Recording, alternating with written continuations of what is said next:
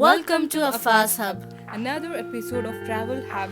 episode 12. Today we are heading to Ajman Museum. To get inside the Ajman Museum, we need to get to pay 5 dirhams, but trust me, it is worth more than the 5 dirhams we pay at the entrance. We can spend here around 1 to 2 hours.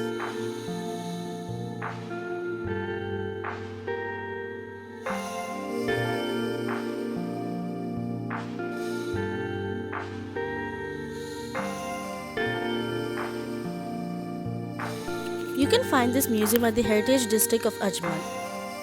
The museum opens from Saturday till Thursday and the timings are 8 am to 8 pm, and on Friday it is from 2:30 pm till 8:30 pm.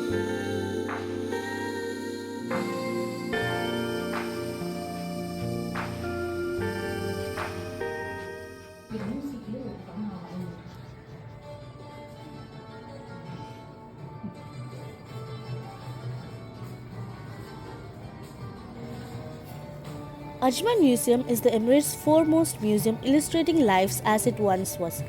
The 18th century fort serves as a ruler's residence until 1970s, before it was converted into a museum a decade later.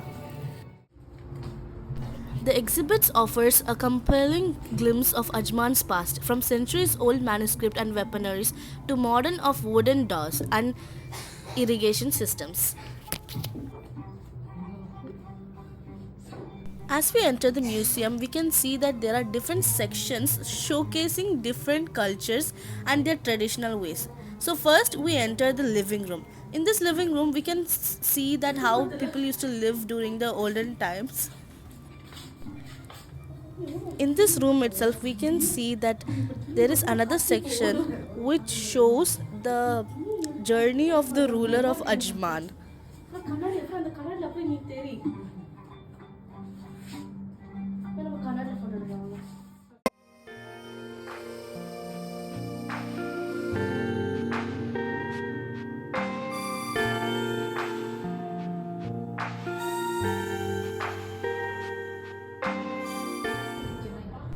Next we are heading to kitchen. Inside the kitchen we can see they have actually kept some models and they are showing how they were cooking in those times. As we can see, they have all the olden techniques of cooking and the things they were using, the utensil they were using, and how they were preserving the food. And we can actually read about it. They have provided all the information both in English and Arabic.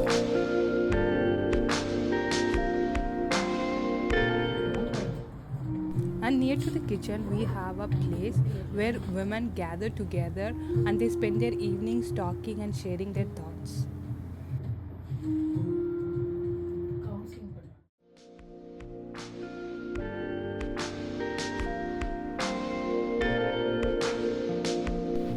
One of the most notable display is an excavated cemetery discovered in Al Muwaihat area, which features pottery and funeral jewellery dating back as far as 3000 BC. A section is denoted with the pearl trade that once dominated the region, while the fort itself is a perfect example of traditional Emirati architecture. Here we can see lots of buried pots.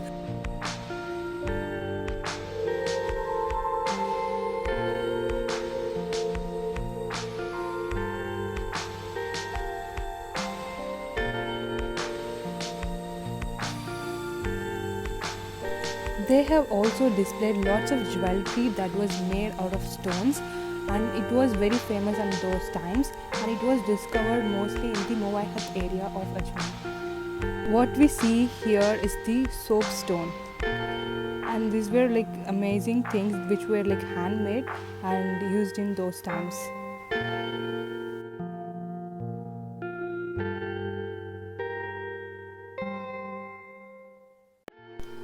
Now we are at the literature part. Here they have preserved a lot of documents and literatures, prose and poems. Plus they also had Qurans which were handwritten, and they all were like fresh, new, as they were preserved from the archaeology sites.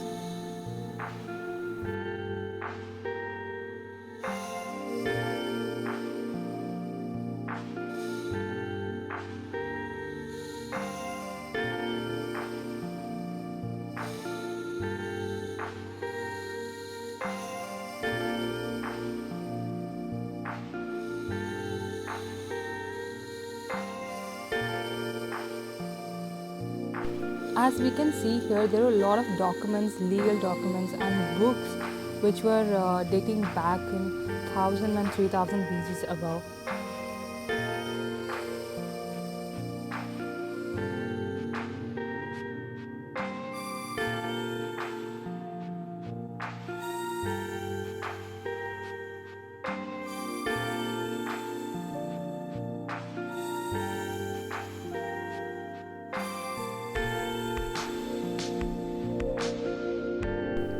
Now we are going to go in the other side of the museum.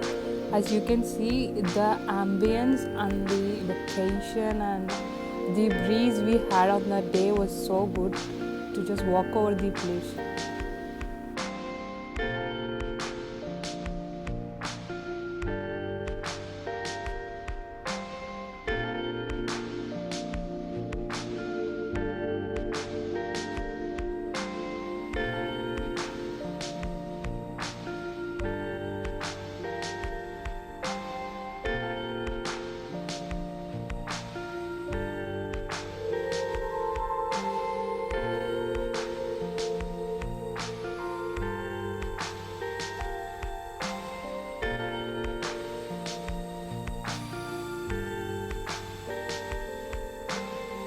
Here every area has their own significant uniqueness and they are displaying everything as it is, and we feel like maybe we are in that place itself, and they are giving all the information.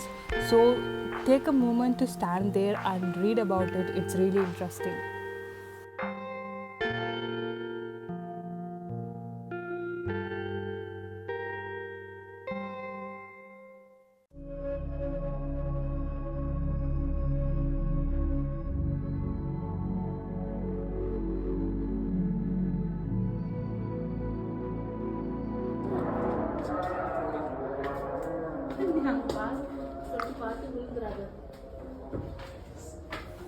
This is one of the best place. Here they were displaying all the security and guards of olden days, including police and watchmen and how they were doing. And they were also placed with that same kind of uniforms they were wearing, and what ranks they were having, what kind of weapons they were using, and how they were catching the thieves and criminals, and they were just every details was there. And here as we can see, the information is given here.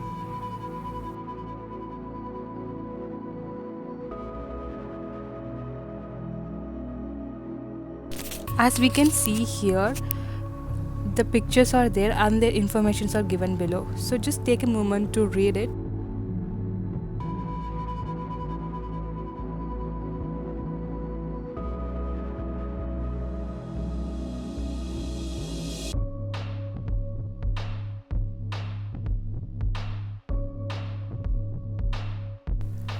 These were the identity paper which were issued during 1948 and 1950s.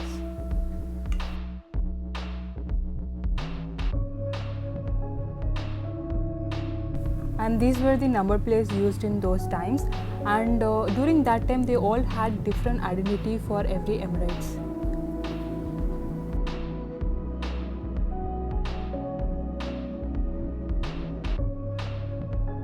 These were the cuffs and the materials which were used to lock the criminals.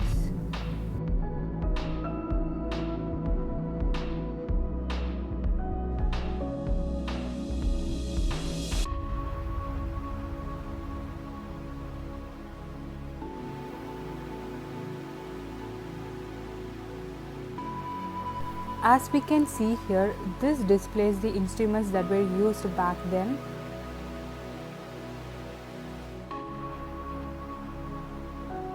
As we can see here are the pistols of police, and next we can see a person that they have described about his features, that he was a tracker. Basically he was an informer who was tracking the people and found lot and lot of prisoners who ran away from the prison, which helped the government and police more.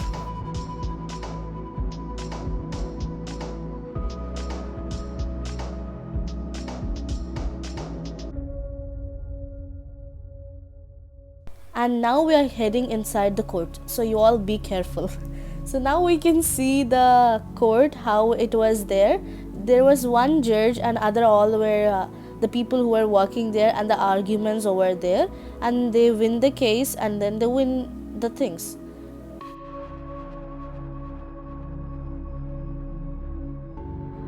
Now we are heading towards one of my favorite place among this all the places we have visited here.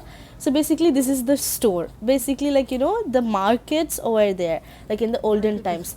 And here it was so beautiful, the way they described, and the people they had over there, which was like actual real humans. I got scared of most of them. It was like so beautiful, the place made it more adventurous, and the experience was awesome.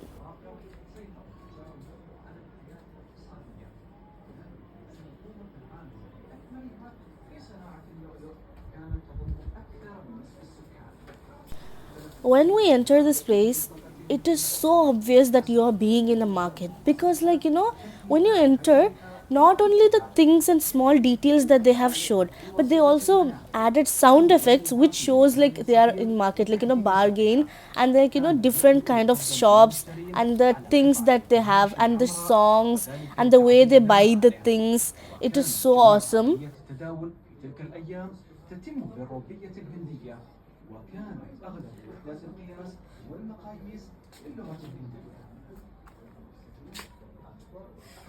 بإبقاء ألوان زاهية جذابة على المنتجات الفصولية. الأصناف النموذجية المصنعة هي المكبر. تعتبر الحقبة التي سبقت منتصف العشرينيات العصر الذهبي للغوص على النقل في إمارة عجمان. اعتمد اقتصاد عجمان بشكل كبير على تجارة جواهر البحر الثمينة اللؤلؤ، وكانت مصدر الدخل الرئيسي للحكومة المحلية. ورد أنياب تجارة النخيل المحصن بالجندواشة يتم استيراد هذه الأنياب عجمان لمدة سريعة للنقاط الغير أولا وتجميعها وتسمى هذه العملية أخذ المحبار، ثم يتم أخذها في مجموعات ووضعها بين راحتي اليد، ثم لفها وقرطها فيتوزع النشاء على صندوق الجوائز الحاكم للمساهمة في ميزانية الإمارة، وفي المقابل كان الحاكم يقدم له الحماية.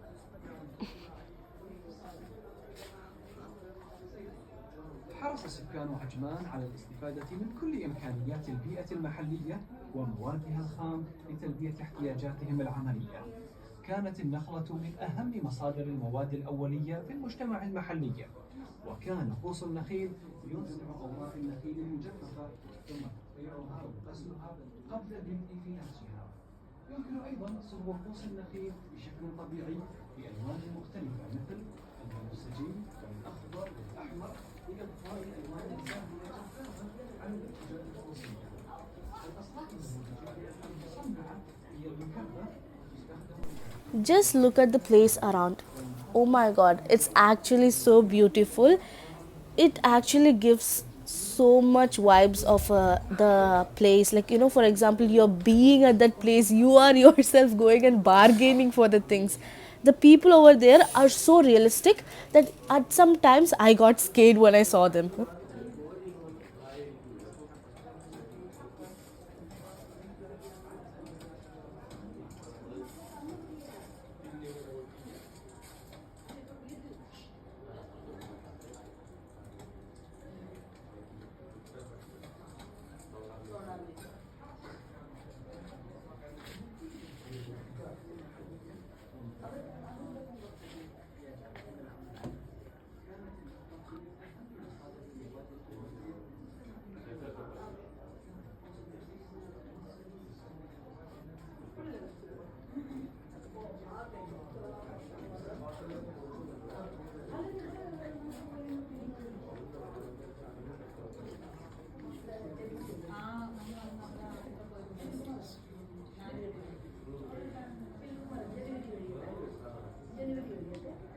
One of the epic moments that we caught was like the barber shop. When we went to the barber shop, okay, it was like usual shop, like, he's cutting the hair and everything. But then, like, when we saw the other side, there was a guy who was bleeding because of the cut. The way they made it so realistic was so appreciated.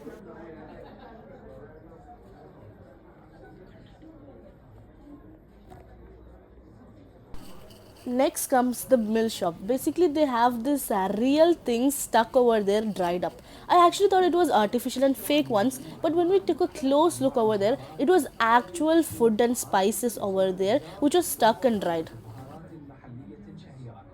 أثرت هذه التوابل المستوردة من الهند وإيران واليمن وشرق إفريقيا على المطبخ الإماراتي لأجيال عديدة. عادة يضع زائر الأعشاب أعشابه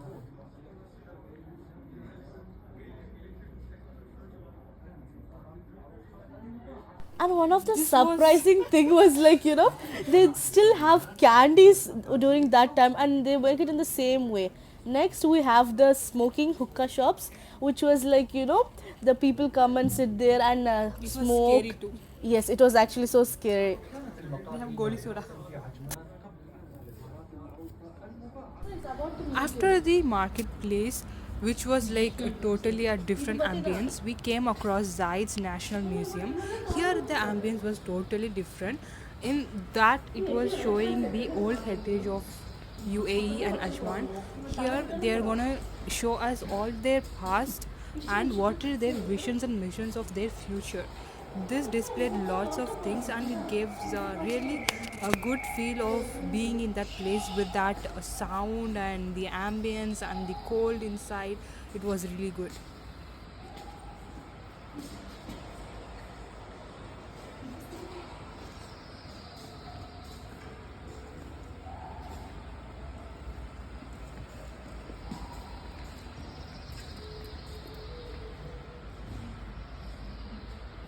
The tree here was really nice, plus the efforts of the birds flying here and there, the noise of birds, the chirping of birds, plus the shadows of birds flying was really a good feel.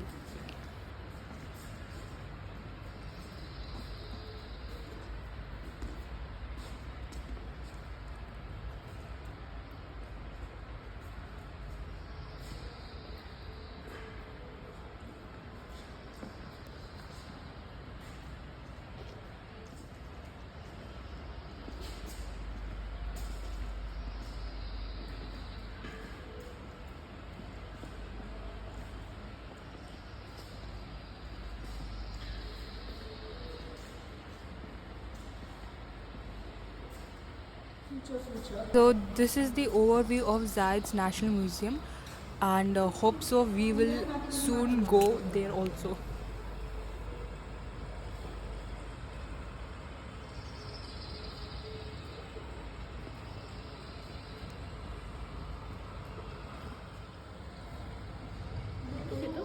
Oman.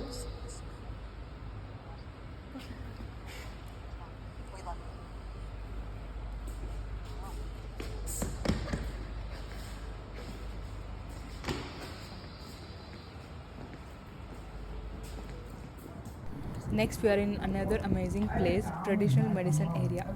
Here, they were showing how they were doing treatments and how they were treating those diseases in olden times.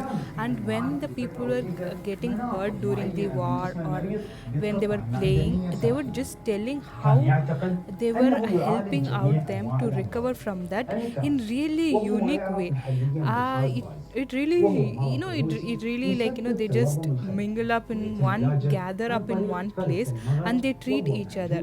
And these ways of treating were really good to see, and the way they displayed with an explanation to that, it was really nice. You can literally spend like 1 to 2 minutes in each and every room of this place, and you can just see how they were treating the illness and disease and how they were helping the local environment within وقوة بيد themselves. الأخرى على منطقة بين العنق والكتف. كان كسر العظام أمرا خطيرا للغاية نظرا لعدم توفر المسكنات والمطهرات حيث يتم جبر العظام في مياه البحر. In olden times, they also had beliefs of when you were sick or ill, that time they drink zamzam water, put in a bowl where there were verses of Quran were written. So when they were drinking, they were having faith. They believed in healing through faith. When we do treatment and have faith in their beliefs, it also does helps them. So there was a place where they disclosed about that. Then they were showing how the treatments were happening.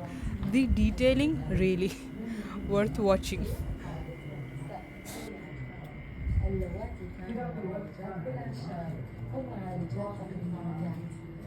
In this room they were showing how the traditional way of medicines were used, and the aroma was really nice because they have provided that aroma of medicines like the ayurvedic medicines as we see today, and how they were performing to small kids and to big people.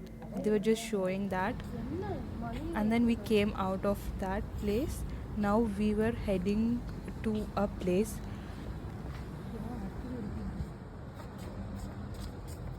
Okay, here we go to another fun part, the culture and the traditional dance and music. So first we can see here they have different types of drums, and each drums have different names actually. So like they moreover focus on songs and musics and their traditional dance with their traditional clothes.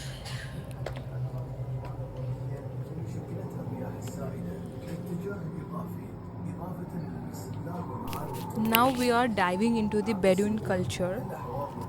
Here they were showing how the people were living in desert and how they were doing trading in those times.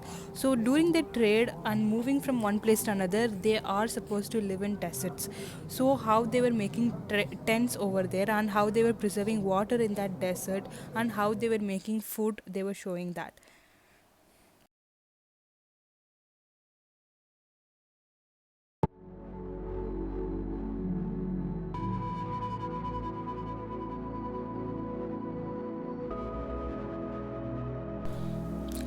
So basically, next we are going to the traditional clothes. So we can see how women's, the children's, and men's had different types of clothes, and they only not have one type. They wear several clothes, and to make them warm during the winter, and different kind of clothes during the summer. And they have another type which is like fragrance for their clothes. They have many varieties and attars for their fragrance. And here we can see the bride dress, like how the brides were dressed up with the jewelries, makeup, and everything over there.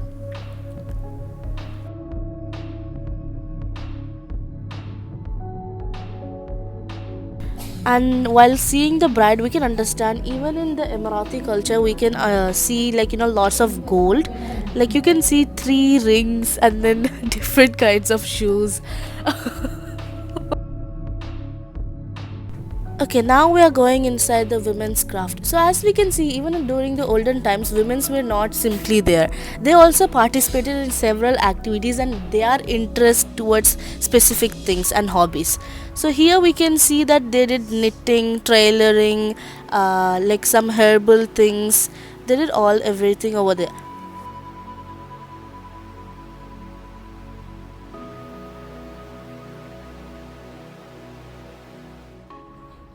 So here we can see the washroom. In washroom we can have like different place for the dressing room and the washroom. And for water heater they have that coal over there in the washroom itself for heating the water and taking a shower. Now we are inside the school area. So this is how the school were set up in those times. They just gather in one home and they study together. As you can see, like there are teachers sitting and the kids were there, and just like that. And then when we come out of to the next room, here we can see like a open majlis, which provided with the air. You can see the ventilation up, so it was so cold here. And this part was so scary.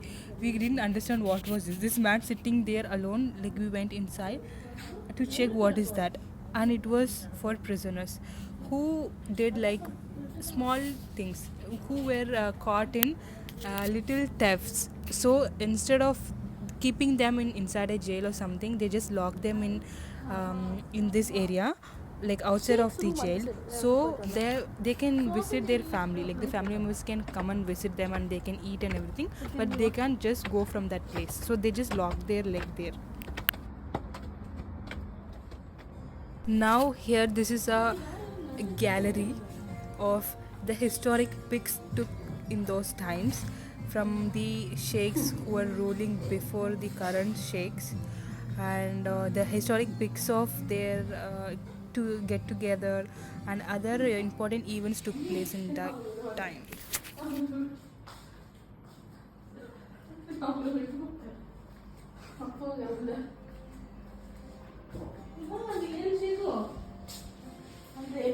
And this is our epic pic took on 2nd December 1971.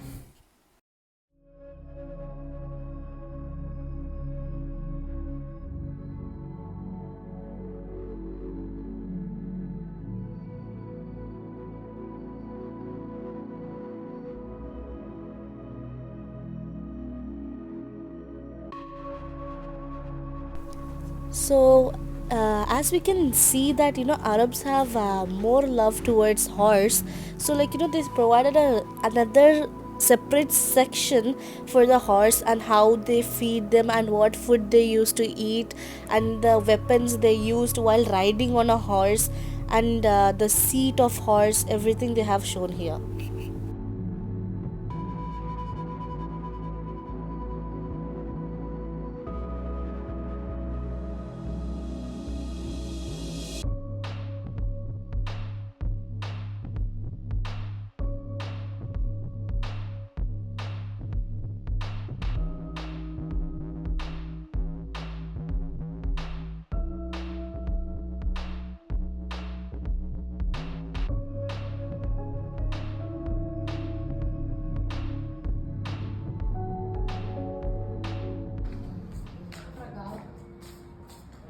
Now we are going inside Sheikh Rashid's room. Here we can see all the things that was used by him. والذي يواجه الساحة الآن لم يكن بحاجة إلى تعديل بنفس الطريقة التي كان يواجه الانتقاد عن كانت التحالفات مع القبائل البدوية لسكن في المنطقة تشير أن الحسن كان آمنا من أي تضليل من هذا الاتجاه. الوقت والالتزام بالمواعيد. Here we can see how they used to decorate their room and in what type of bed and what type of cupboards and how they were keeping the clothes and everything. And this is the souvenirs of Sheikh, of his achievements and all the medals he had, and also the photographs of important events took place during the time, the signs they did and the emblem they made, and the license and all the legal things were displayed here.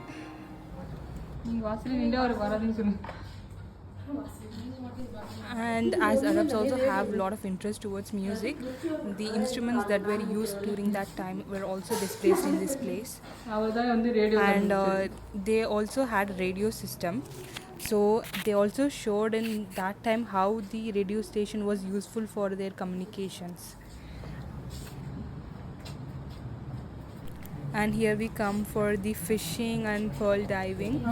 Here in this separate place they have shown all the tools they were using and how they used to decide the weather and even in at what seasons they used to go for pearl diving and in what season they have to go for fishing were displayed here.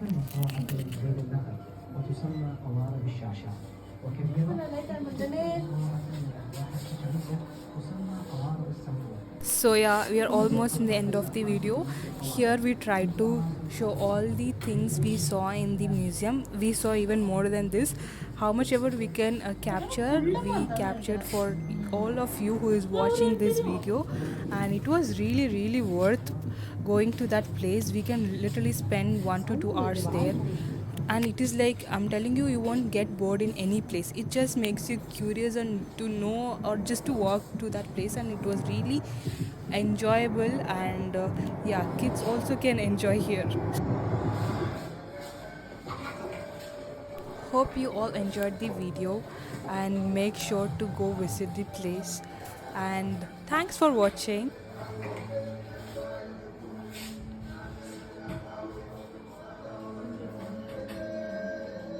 If you like the video, Please ensure to leave a big fat thumbs up, comment your thoughts below, subscribe to discover and explore more, hit the bell icon, to get notified whenever we post a new video, and stay tuned to Afas Hub. Afas Hub, creating memories. Join our journey. Bye bye.